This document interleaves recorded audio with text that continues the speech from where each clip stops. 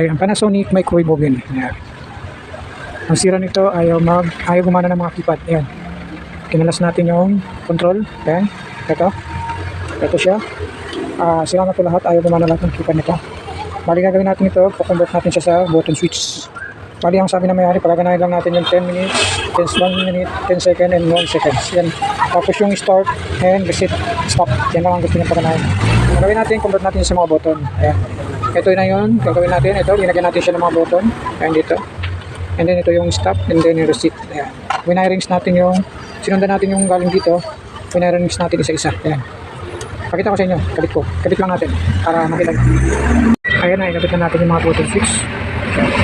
Kung ano yung function na kailangan natin dito sa keypad, doon din natin kakabit yung button. Katulad nito, 10 minutes, doon din natin sa tapat ng 10 minutes, 10 second, 1 second, kailangan nakatapat din doon. Para pag nagpindot tayo, kung anong kailangan natin yung function, yun pa rin magagamit natin.